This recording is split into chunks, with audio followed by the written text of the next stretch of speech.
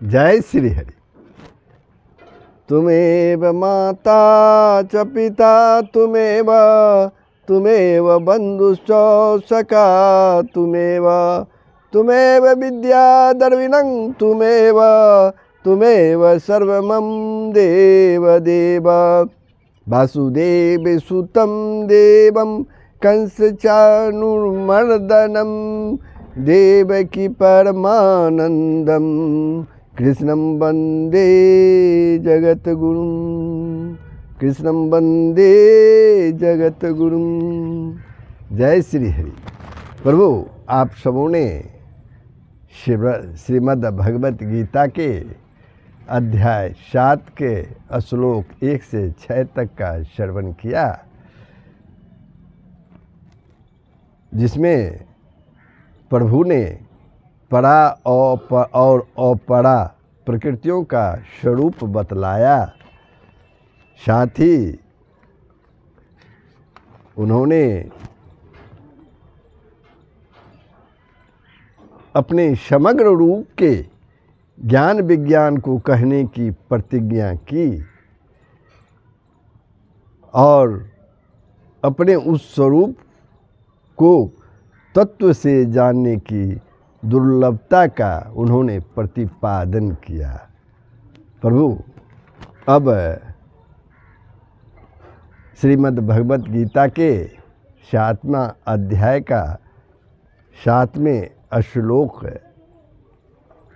प्रारंभ कर रहे हैं। भगवान ही समस्त विश्व के परम कारण और परमाधार हैं, तब स्वभावतः ही यह भगवान का स्वरूप है और उन्हीं से व्याप्त है। अब इसी बात को स्पष्ट करने के लिए भगवान कहते हैं श्लोक 7, क्या कहते हैं? मत्तः परतरं नान्यत् किंचिदस्ति धनंजय मयि सर्वमिदं प्रोतं सूत्रे मणिगणा इव।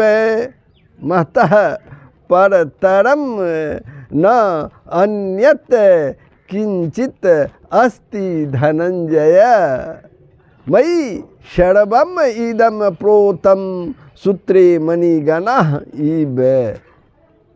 हे धनंजय, प्रभु कहते हे धनंजय, मुझसे भिन्न दूसरा कोई भी परम कारण नहीं है। मुझसे भिन्न दूसरा कोई भी परम कारण नहीं है। यह संपूर्ण जगत सूत्र में सूत्र के मणियों के सदृश, सूत्र में सूत्र के मणियों के समान मुझ में गुथा हुआ है। प्रभु श्री कृष्ण कहते हैं अर्जुन को। अब प्रश्न उठता है, मुझसे भिन्न दूसरा कोई भी परम कारण नहीं है, इस कथन का क्या भाव है? इससे यह भाव दिखलाया गया है कि जैसे महाकाश बादल का कारण और आधार है, ये महाकाश बादल का कारण और आधार है और उसका कार्य बादल उसी महाकाश का स्वरूप है।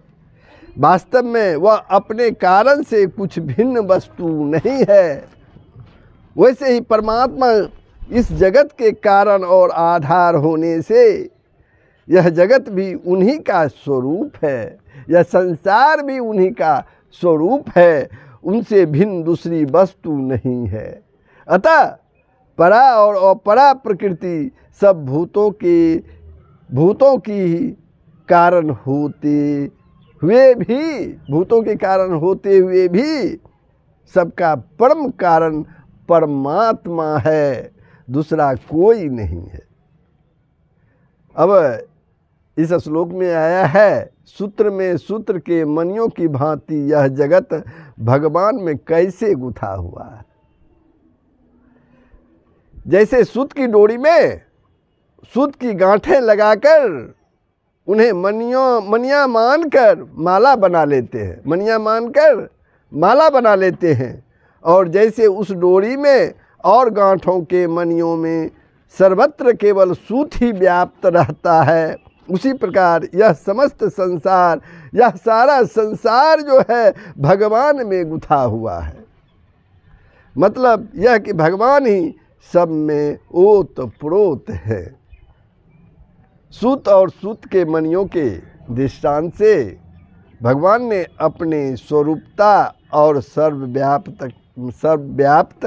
व्यापकता सिद्ध की है। सूत और सूत के मणियों के दृष्टांत से, उदाहरण से।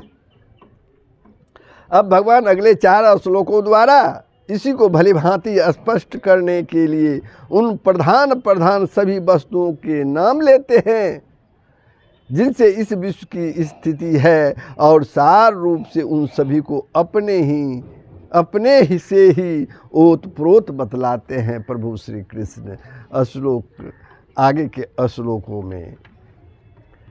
रसोऽहमप्सु कौन्ते प्रभास्मि शशि सूर्ययोः प्रणवः सर्ववेदेषु शब्दः खे पौरुषनिर्षु। हे अर्जुन, मैं जल में रस हूँ। श्री कृष्ण कहते हैं अर्जुन से, हे अर्जुन, मैं जल में रस हूँ, चंद्रमा और सूरज में प्रकाश हूँ, संपूर्ण वेदों में ओंकार हूँ, आकाश में शब्द और पुरुषों में पुरुषत्व हूँ। पुरुषों में पुरुषत्व हूँ। जो तत्व जिसका आधार है और जिसमें व्याप्त है वही उसका जीवन और स्वरूप है, तथा उसी को उसका सार कहते हैं। इसी के अनुसार भगवान कहते हैं, हे अर्जुन, जल का सार रस तत्व मैं ही हूँ, चंद्रमा और सूरज का सार प्रकाश तत्व मैं ही हूँ, समस्त वेदों का सार प्रणव तत्व ओम मैं ही हूँ, आकाश का सार शब्द तत्व मैं ही हूँ, और पुरुषों का सार पौरुष तत्व भी मैं ही हूँ। पुण्यो गंधः पृथिव्यां च तेजश्चास्मि विभावसो जीवनम सर्वभूतेषु तपस्यास्मि तपस्विषु। मैं पृथ्वी में पवित्र गंध और अग्नि में तेज हूँ। मैं पृथ्वी में पवित्र गंध और अग्नि में तेज हूँ, तथा संपूर्ण भूतों में उनका जीवन हूँ, और तपस्वियों में तप हूँ। पिछले श्लोक के अनुसार ही यहाँ भी भगवान प्रत्येक वस्तु में सार रूप से अपनी व्यापकता और आधार तत्व दिखलाते हुए कहते हैं कि पृथ्वी का सार गंध तत्व, अग्नि का सार तेज तत्व, और समस्त भूतों का सार जीवन तत्व, और तपस्वियों का सार तप तत्व भी मैं ही हूँ। बीजम्मा सर्वभूतानां विद्धि पार्थ सनातनम बुद्धिर्बुद्धिमतामस्मि तेजस्तेजस्विनामहम्। हे अर्जुन, तू संपूर्ण भूतों का सनातन बीज मुझको ही जान। संपूर्ण भूतों का सनातन बीज मुझे ही जान। मैं बुद्धिमानों की बुद्धि और तेजस्वियों का तेज हूँ। बुद्धिमानों की बुद्धि और तेजस्वियों का तेज हूँ।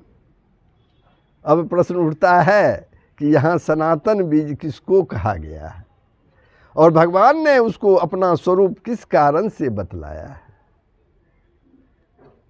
जो सदा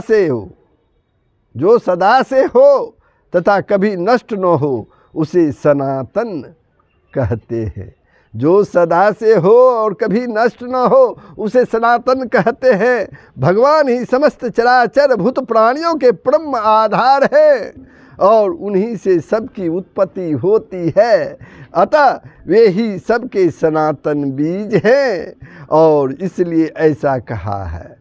90 अध्याय के 18वें श्लोक में भी इसी को अविनाशी बीज, और 10वें के 39वें में सब भूतों का बीज बतलाया गया है। एक प्रश्न और उठता है, बुद्धिमानों की बुद्धि और तेजस्वियों का तेज मैं ही हूँ, इस कथन का क्या अभिप्राय है।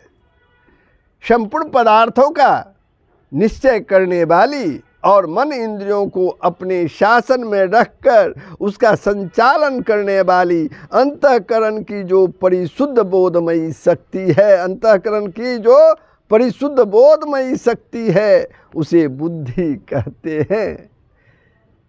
जिसमें वह बुद्धि अधिक होती है वह बुद्धि उसे बुद्धिमान कहते हैं। जिसमें वह बुद्धि अधिक होती है उसे बुद्धिमान कहते हैं। यह बुद्धि शक्ति भगवान की अपरा प्रकृति का ही अंश है। अतः भगवान कहते हैं कि बुद्धिमानों का सार बुद्धि तत्व भी मैं ही हूँ। और इसी प्रकार सब लोगों पर प्रभाव डालने वाली शक्ति विशेष का नाम तेजस है।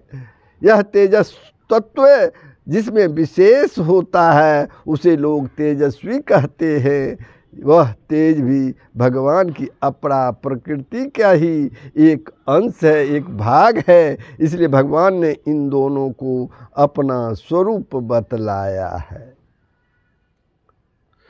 बलम बलवंताम चाहम कामरागवी वर्जतीम धर्मा विरुद्धो भूतेषु कामो अस्मि भरत सबम।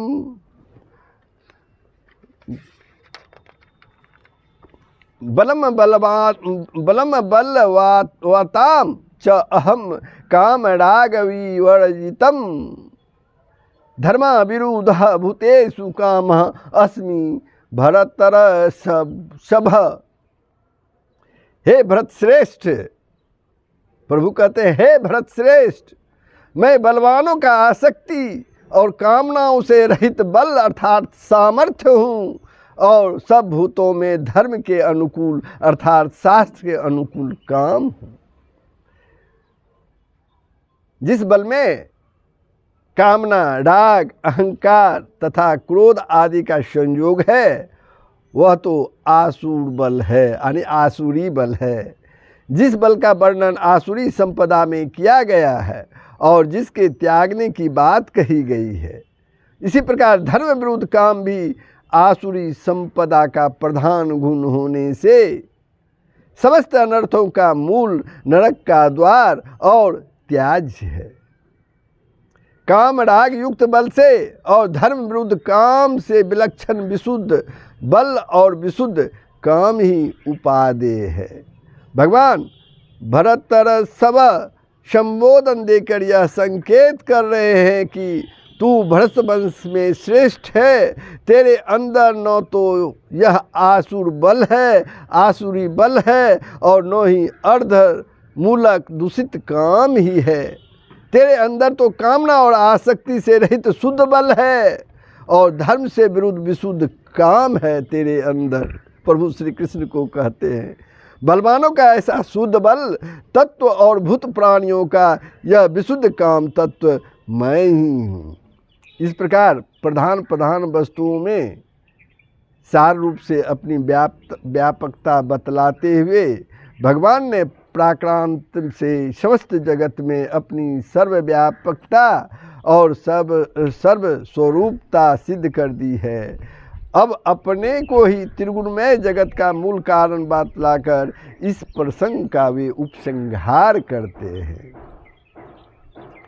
ये चैव सात्विका भावा राजसास्ताम शास्त्रये मत्तेवेति तान् विद्धि न त्वं तेषु ते मयि।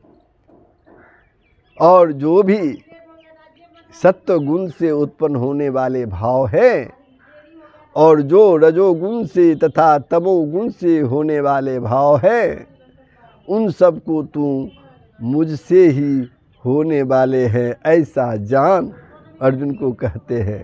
परंतु वास्तव में उनमें मैं और वे मुझ में नहीं है। सात्विक प्रश्न उठता है, सात्विक राक्षस राजस, सात्विक राजस और तामस भाव किसके वाचक है एवं सबको भगवान से होने वाले समझना क्या है।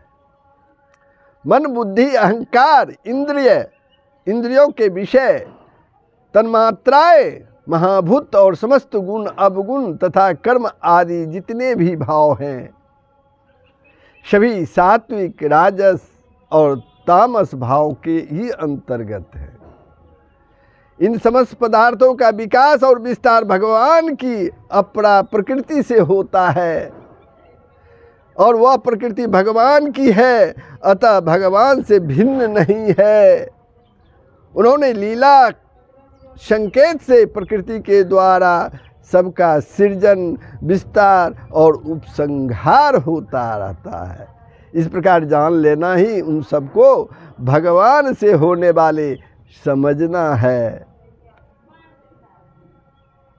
उपर्युक्त समस्त त्रिगुणमय भाव आदि भगवान से ही होते हैं, तो फिर वे मुझ में और मैं उनमें नहीं हूँ, इस कथन का क्या अभिप्राय है। जैसे आकाश में उत्पन्न होने वाले बादलों का कारण और आधार आकाश है, परंतु आकाश उनसे सर्वथा निर्लिप्त है। बादल आकाश में सदा नहीं रहते और अनित्य होने से वस्तुतः उनकी स्थिर सत्ता भी नहीं है बादल की। पर आकाश बादलों के न रहने पर भी सदा रहता है। जहाँ बादल नहीं है वहाँ भी आकाश तो है ही, वहाँ बादलों के आश्रित नहीं है। आकाश जो है बादलों के आश्रित नहीं है। वस्तुतः बादल भी आकाश से भिन्न नहीं है, उसी में उससे उत्पन्न होते हैं। अतः यथार्थ में बादलों की भिन्न सत्ता न होने से वह किसी समय भी बादलों में नहीं है, वह तो सदा अपने आप में ही स्थित है। इसी प्रकार यद्यपि भगवान भी समस्त त्रिगुणमय भावों के कारण और आधार है, तथापि वास्तव में वे गुण भगवान में नहीं हैं और भगवान उनमें नहीं है। भगवान तो सर्वथा और सर्वदा गुणातीत है तथा नित्य अपने आप में ही स्थित है। इसलिए वे कहते हैं कि उनमें मैं और वे मुझ में नहीं है। प्रभु कहते हैं कि उनमें मैं और वे मुझ में नहीं है। इसका जो स्पष्टीकरण है 90 अध्याय के 4 और 5वें श्लोकों में हमें देखना चाहिए। भगवान ने यह दिखलाया है कि समस्त जगत मेरा ही स्वरूप है, सारा संसार मेरा ही स्वरूप है और मुझसे ही व्याप्त है। यहाँ यह जिज्ञासा होती है कि इस प्रकार सर्वत्र परिपूर्ण अत्यंत समीप होने पर भी लोग भगवान को क्यों नहीं पहचानते, भगवान को क्यों नहीं पहचानते। और इसका उत्तर प्रभु श्लोक 13 में दिए हैं। प्रभु श्लोक 12 पर मैं विश्राम लेता हूँ। इसका आप लोगों ने श्रवण किया, कैसा लगा कमेंट के माध्यम से अवश्य बतलाएंगे, साथ ही शेयर करेंगे ताकि दूसरे भी इस प्रसंग को सुनकर लाभ उठा सके। साथ ही लाइक जरूर ही करेंगे। जय श्री हरि, जय श्री कृष्ण। सबका कल्याण हो, पूरे विश्व का कल्याण हो। जय श्री हरि।